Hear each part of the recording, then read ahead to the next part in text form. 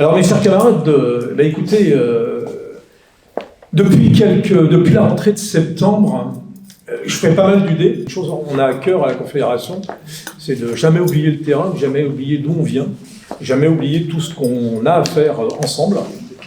Et après avoir passé dans plein d'UD très différentes, on se rend compte que toutes les situations sont différentes, mais toutes ont le mérite qu'à Force ouvrière, on doit avoir la parole libre.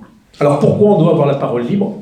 Parce que si je vous dis que je suis heureux d'être parmi vous aujourd'hui, c'est pas un simple sens de la formule. On s'en fout des formules. Mais par contre, il faut qu'on se dise les choses.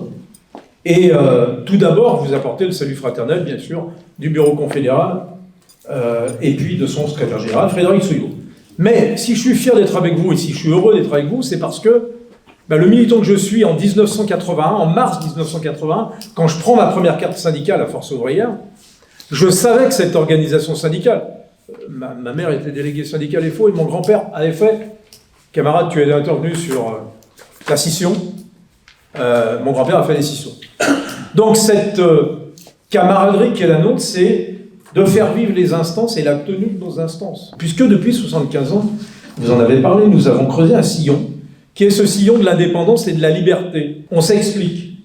Mais notre indépendance, elle est bien une indépendance à l'égard des partis politiques, sans exception, des gouvernements, sans exception, des religions, sans exception, du patronat, de tous les patronats, sans exception, et de tout ce qui n'est pas le courant syndical, tout simplement. Nous avons une liberté et une indépendance parce que nous ne sommes pas, et je vous le redirai encore tout à l'heure si c'était besoin, nous ne sommes pas et ne serons jamais des directeurs de conscience.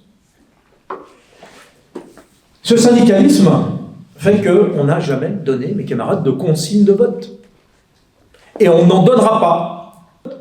Enfin, il faut marcher sur la tête pour donner une consigne de vote, parce que le jour où tu veux négocier, le jour où tu veux peser, et je dis bien peser, parce que nous, on n'est pas comme la CFDT, qui fait de la cogestion, qui fait du pouvoir contre pouvoir. Nous, on fait du poids contre poids. On ne peut pas avoir pied et poing liés, quels que soient les interlocuteurs. C'est que lorsque j'ai vu quand même deux organisations syndicales, en particulier, qui sont allées voir le gouvernement, en disant il faut que vous nommiez un tel en tant que Premier ministre. Pour dire les noms, on s'en fout, ensemble. Hein. Ils disaient il faut nommer Lucie Castet. Enfin, mes camarades, on marche sur la tête. Si en plus on choisit les noms, une orientation, des noms, on te donne du prêt-à-penser, mais jamais, à Force ouvrière, on sera dans ces logiques de prêt-à-penser. Et puis nos illustres aînés, c'était Jouot, Bautreau, Neumeyer, Delamarre, Bouzanquet. Bergeron, il disait toujours que, et après Blondel a repris cela, que la liberté et l'indépendance, c'est considérer les champs du social et de l'économie comme des composantes qui permettent de pousser les revendications et de défendre les intérêts matériels et moraux des travailleurs. Mes camarades, qu'est-ce que c'est que ça? C'est tout simplement la lutte des classes rédigée dans un autre phrasé. Mais la lutte des classes, il y en a beaucoup qui ont peur de ce mot ou qui le caricaturent. Disons qu'on défend les intérêts matériels et moraux des travailleurs, et point. C'est ça, cette lutte des classes. C'est considérer que de toute façon, on sera toujours, à un moment donné, à défendre des intérêts particuliers de travailleurs. L'intérêt général, ce n'est pas et ce ne sera jamais notre crèmerie. Nous défendons des intérêts collectifs. Il ne faut pas confondre intérêt général et intérêt collectif. Une réforme, c'est une amélioration. Réformer, c'est améliorer les choses. Si on n'améliore pas, ça s'appelle une contre-réforme. Ça s'appelle faire un retour en arrière. Je vous rappelle que, tu l'as dit, je vais le redire, Léon Jouot, prix Nobel de la paix, seul syndicaliste qui, dans l'histoire, a été prix Nobel de la paix. Il n'y en a pas eu d'autres. Les syndicalistes prix Nobel de la paix. Eh bien, pour le coup, pour nous, on a toujours considéré, et encore une fois, donc je vous le dis pour l'actualité, pour toutes les actualités, pour toutes les guerres, pour tous les conflits, notre organisation a toujours considéré que ériger la paix comme un socle fondamental de lutte contre le dumping social, comme une garantie d'égalité de progrès pour les peuples, comme une réalité d'émancipation pour être acteur de son avenir, pour un salarié, c'est la revendication qui a toujours été par nous qui les premiers avions sortis?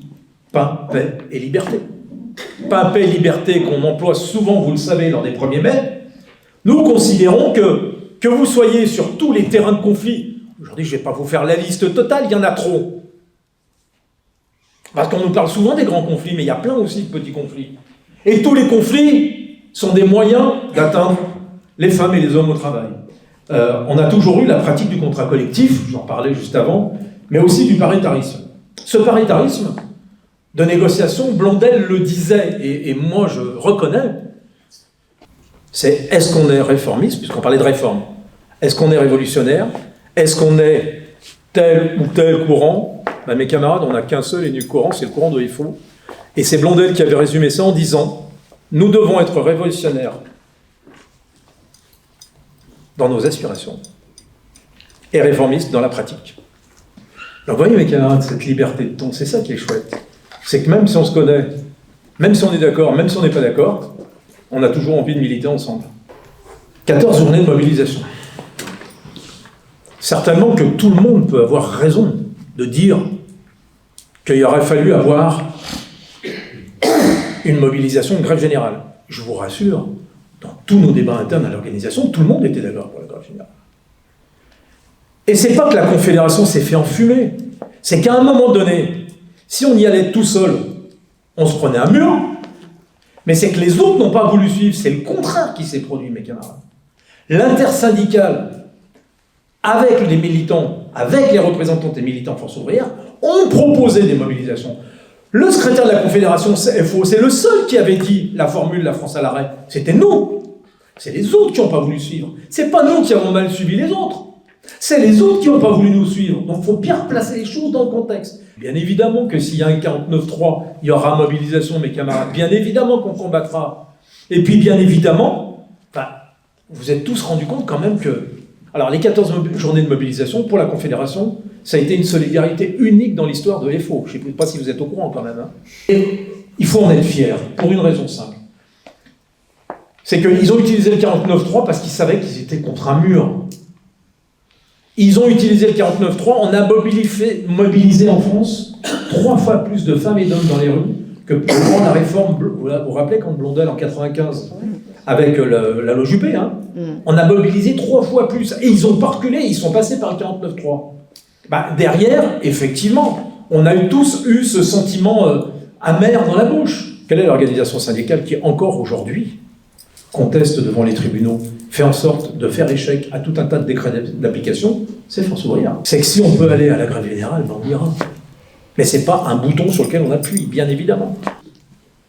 C'est que lorsqu'on mobilise, si demain on avait, allez, tous les transporteurs routiers dans le transport du garage, si demain, dans le même temps, et je dis bien dans le même temps, écoutez bien, tous les péages sont bloqués aux autoroutes, toutes les raffineries sont bloquées en tant que raffinerie, rien ne rentre, rien ne sort. Je me rappelle quand j'étais secrétaire du bien, on a bloqué des raffineries. Si vous avez les transports urbains qui sont bloqués, les transports aériens qui sont bloqués, les transports ferroviaires qui sont bloqués, les transports routiers qui sont bloqués, eh bien, c'est pas compliqué. Vous croyez que ça va durer longtemps? Il y aura toujours des camarades qui vont dire le contraire de ce que tu dis toi. Le contraire de ce que tu dis toi.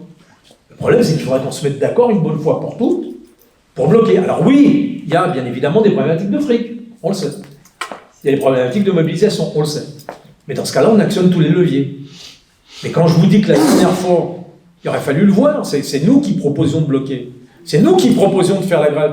Et les autres, tous les autres n'ont pas voulu. Si on y va tout seul, on va passer pour des peintres et on va faire perdre du pognon avec une issue qui sera pas satisfaisante. Je vous le dis tout de suite, nous, à Force ouvrière, on portera toujours les revendications du CCN, les revendications de nos instances, pour défendre l'assurance chômage. Parce que, pour nous, si vous voulez, que l'on soit en assurance chômage, qu'on soit sur le champ des organismes sociaux dans leur entièreté, c'est bien ce qui fait aussi quand même notre différence.